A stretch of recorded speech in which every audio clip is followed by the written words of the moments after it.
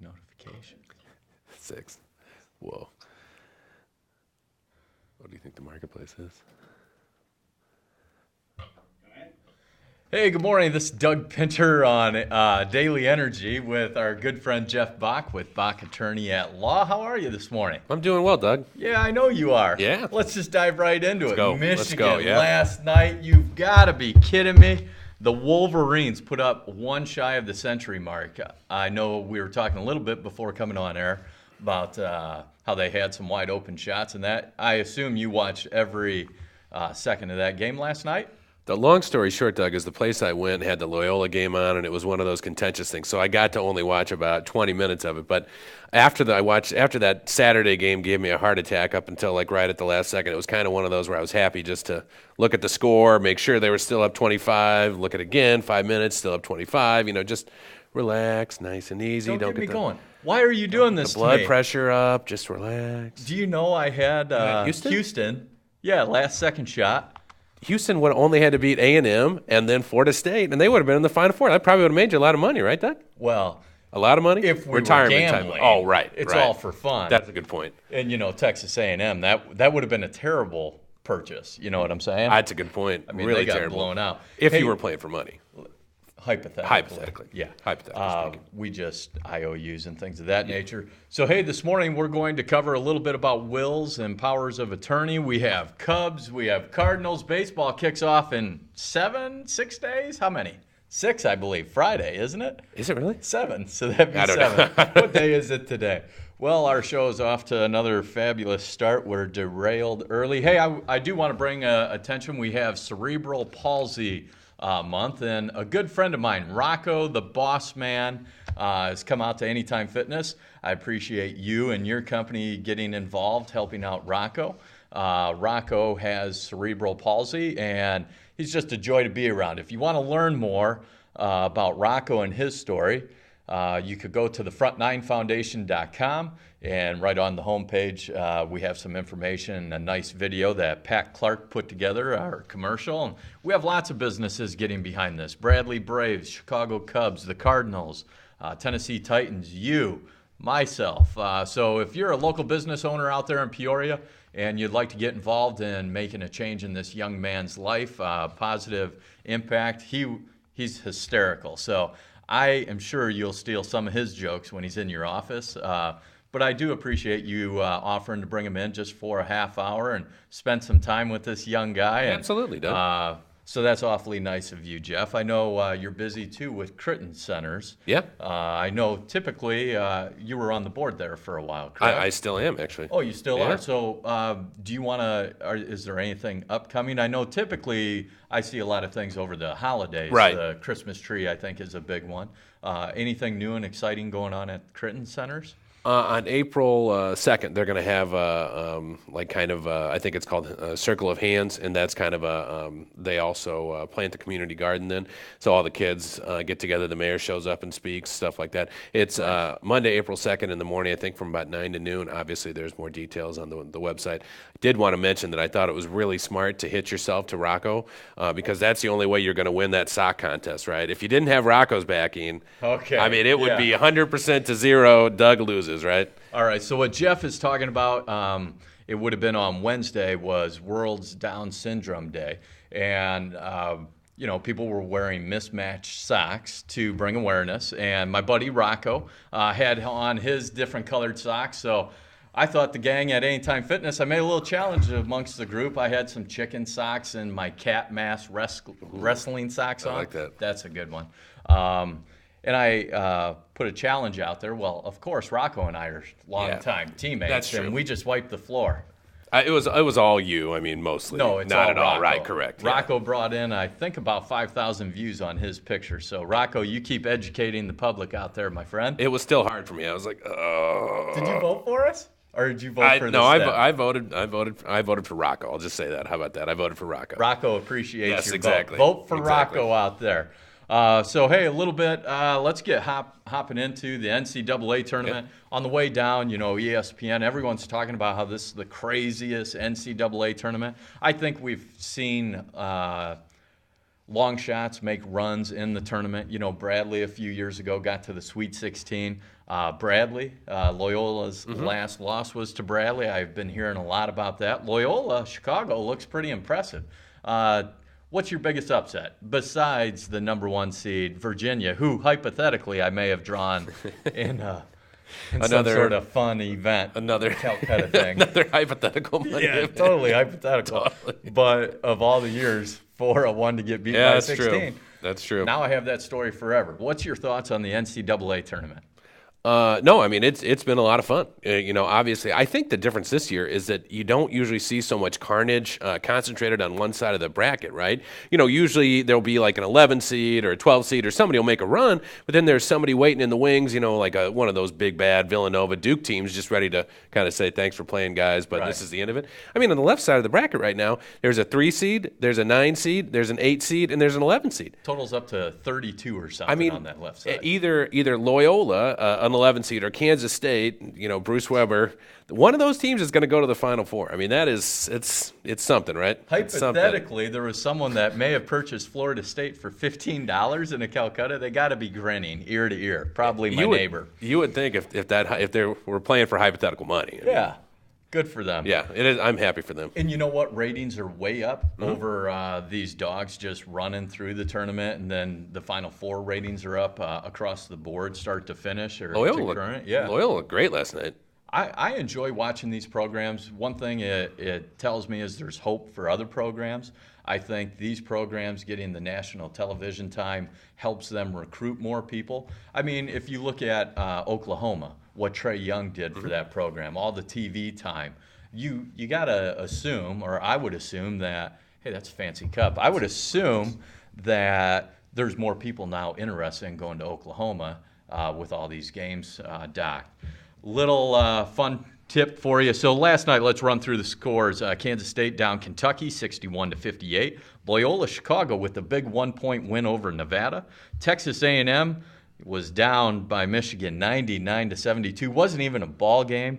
And then Florida State takes out Gonzaga 75-60.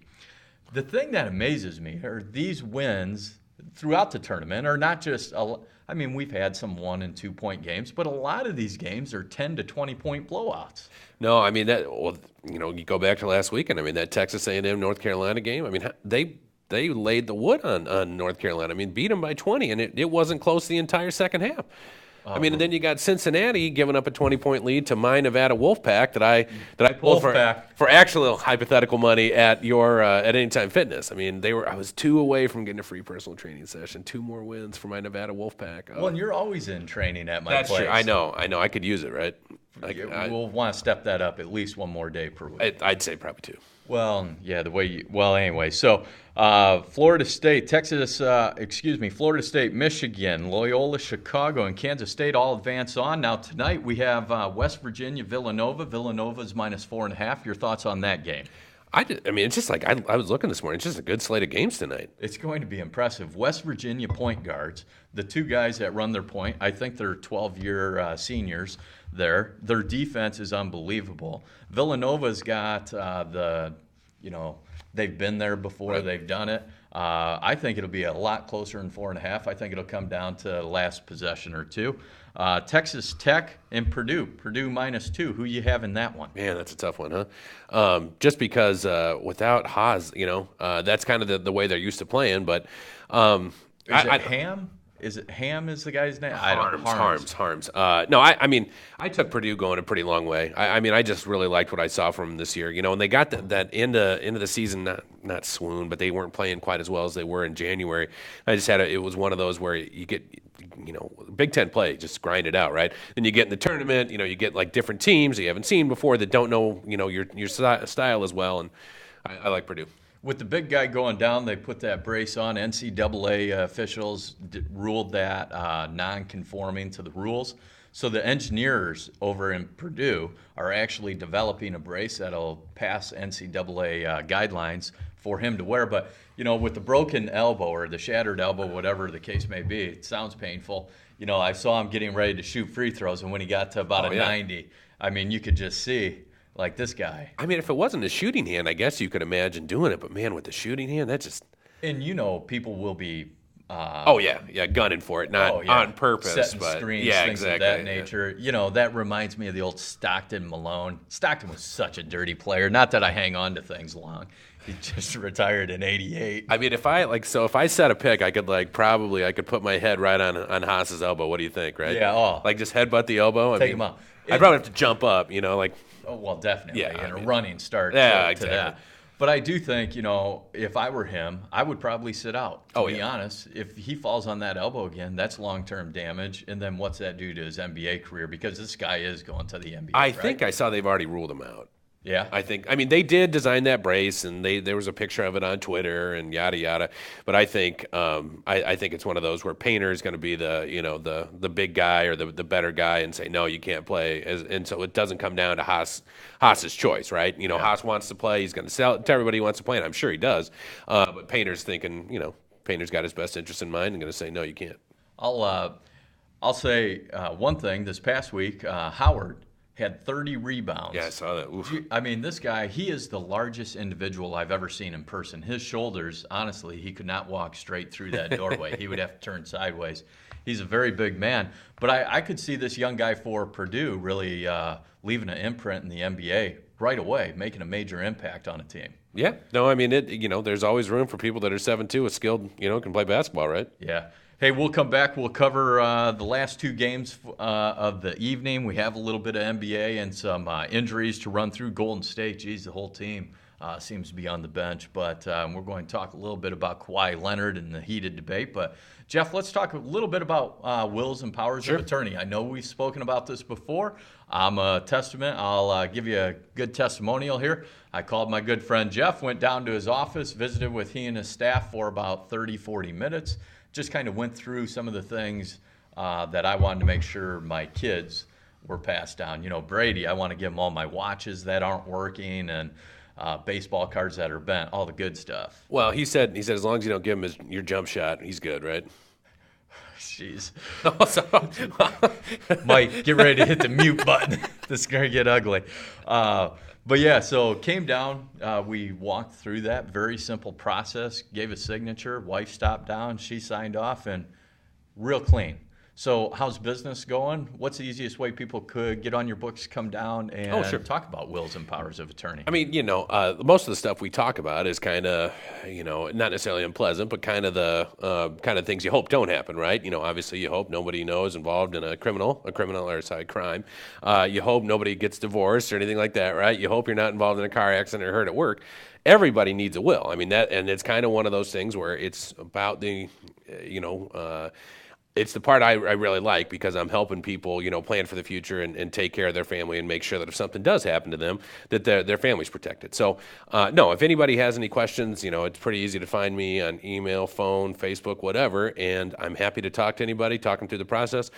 I know people are busy, especially the kind of people that we're trying to appeal to, the younger professional people. I know they've got a lot going on, and we try to make it, as simple and straightforward as possible. If we do need to just do the first appointment over the phone and talk things through, and then send them some drafts and do more phone calls because they just can't get in with their schedule, then we'll make that work. If they need to come in early to sign or come in over the lunch hour to sign or come in, after work to sign, we do our best to accommodate that and make sure that, again, it's kind of the least disruptive process. I should, note that our meeting was 30 minutes just simply because I talk slow. Probably could have been out of there in 5 or 10. But yeah, it was pretty clean. I mean, you brought the sheet in, you asked some straightforward questions, got the answers. Same thing with my wife, and then you put it all together. And I'll say, Jeff, when it's everyone is busy, right? And it's like, oh man, how do I carve out a half hour to go sign a will, right? The will's not going to create a profitability for the day. However, I would argue the other side of the coin. It actually, when I left your office, I had a will prior, but it was nice to go in and update it and have you review because I had some old things on there that just didn't matter with today and, new businesses that I needed to get on there to make sure I was covered. I couldn't believe how simple the process was. So Jeff Bach, Bach Attorney at Law, right downtown here. Yep. So real easy to get to. Jeff, about the power of attorney, let's talk a little bit about that. So we go in and we get this will done, and that's a monkey off the back. I would highly recommend, if these young professionals that we're friends with are too busy, make the time, because at the end of the day, what you're working so hard for is your home and your family and your businesses. But if none of those are safeguarded and protected, you're leaving yourself out there for a lot of exposure.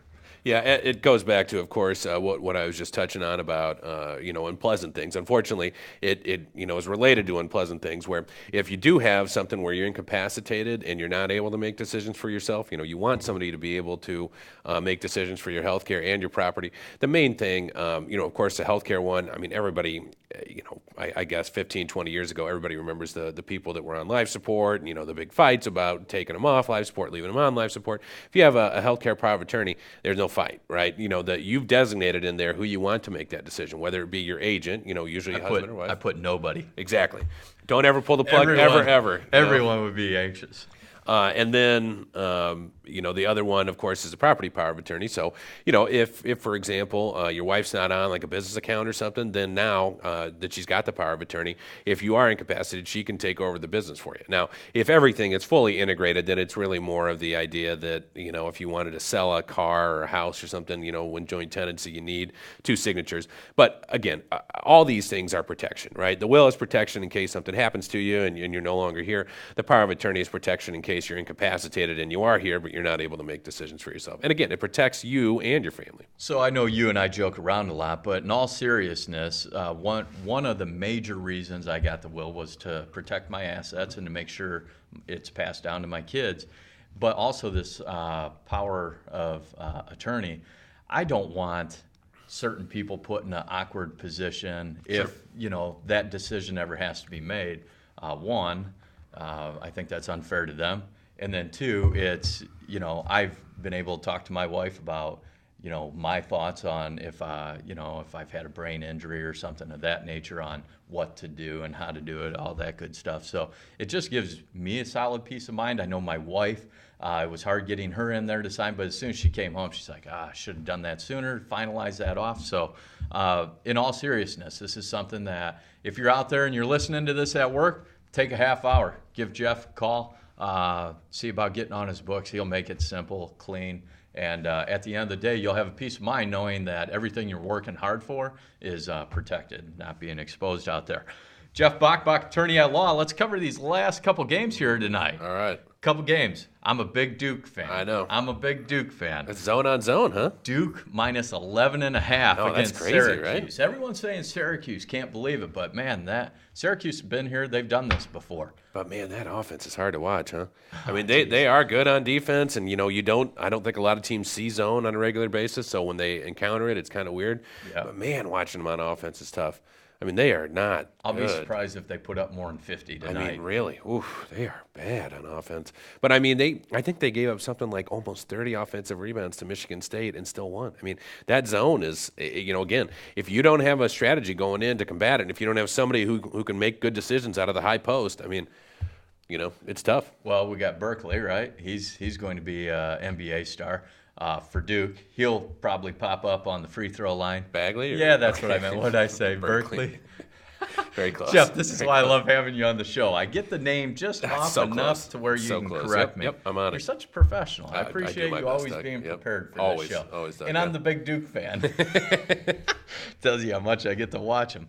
But, if we're talking zone, Duke is running a pretty unique zone. Yeah, it's zone a on high zone, zone, tight 5-man zone. What's your thoughts on Duke? You think they're going to be able to hold Syracuse down? This is what, second or third time Duke and Syracuse have played this season? Oh yeah, you're right. Yeah, you're right. No, I don't. I mean, it would take a kind of historically bad shooting night like Michigan State had for Duke to lose, I think. Yeah.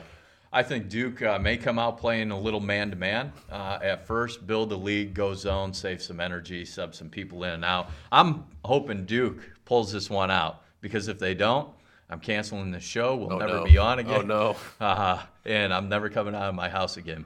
I mean, I'm already getting very disturbing text messages early in the morning. And then we have Clemson and Kansas tonight. Kansas -5. I don't know that much about Clemson. Kansas, I just don't enjoy Kansas. It's understandable. Yeah, I think a lot of people either love or hate Kansas. It's kind of like Duke. You know? Everybody around here at least has, still some like jilted lover syndrome from Bill Self leaving, for that's what I mean. Whatever, it's still, but no, I kind of agree. Kansas is like one of those, I don't really want to root for them. So yeah, hope Clemson wins, right? Who do you have in the finals then?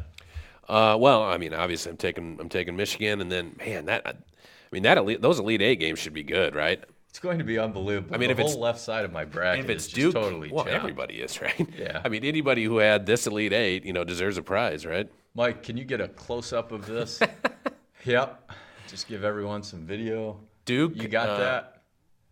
Let's see if he gets in on this. This is how terrible. I went from first to last in a heartbeat.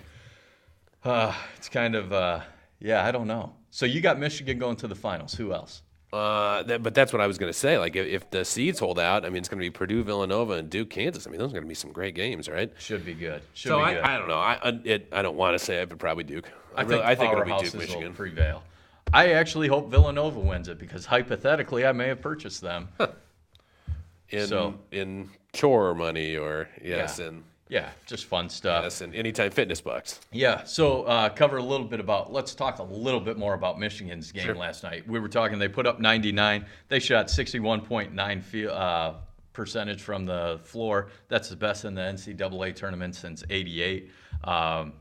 62 points is their average on the season. They just had a ton of wide open shots. When I was watching SportsCenter this morning, I think I saw two of the other team's players on the court. That's how wide open Michigan was. It just, I don't know how you watch basketball games, but when I'm watching basketball games, I'm just always waiting. When my team's doing well, I'm waiting for them to get into a funk, or like the other team to wake up, or them to start taking bad shots. And a 22-0 run. You just can't. You couldn't believe how open these shots were, even after they had just been canning them for like the whole first half, and it's still wide open. Yeah.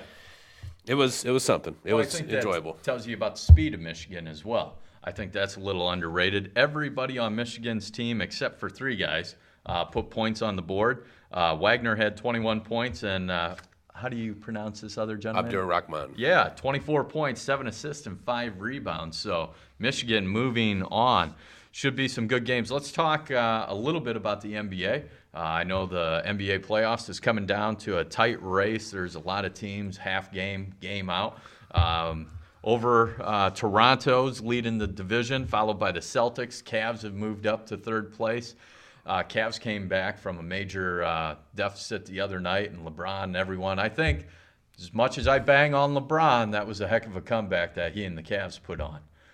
No, it should. The Western Conference, man, that looks like it's going to be a real good conference finals this year, huh? Houston might actually be able to get it done. I think they will. I really think they will. Harden's not slowing up, and the role players that they brought in are really contributing. Golden State, half the team's on the injured reserve. You got Green. He's got the mid-side contusion. Curry, he'll be back tonight, but he did roll that ankle a couple weeks ago. Durant, he's got the rib injury. Just going around that simple screen, that looks like he had a fractured rib. Oof. So obviously, run up and down the court, breathing heavy. It doesn't sound like fun. Sounds terrible. It does sound terrible. Klay Thompson, of all of them, has the worst injury with the thumb. And they're saying it's going to be weeks for that to heal up. Let me ask you a question. A buddy and I were talking about this the other day. Do you think all these guys are actually injured, or do you think Steve Kerr is smart enough to understand that if he sits these players, that there would be some backlash coming from the press and the media? So I understand Durant, you can't really prove that rib injury unless you see the x-ray with maybe a crack in it. Curry's ankle could be a little bit better than what some people lead to believe. Green, a mid-side contusion, and Klay Thompson.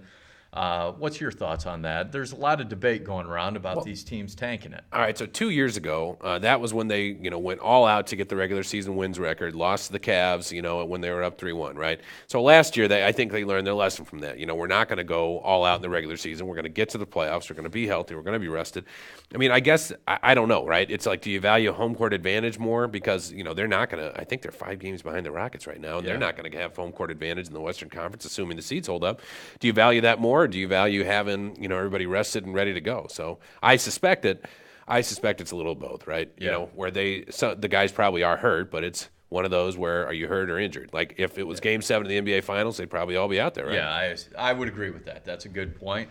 But I do think they do have the luxury. They do understand the home court is off the table. So I would sit the guys. Yeah, exactly. You know what? People that are banging on the NBA about this, I would just say if you're the one writing the checks for these players on the court, would you really be playing them? Because I wouldn't. I would definitely, Golden State, I'd be sitting my players.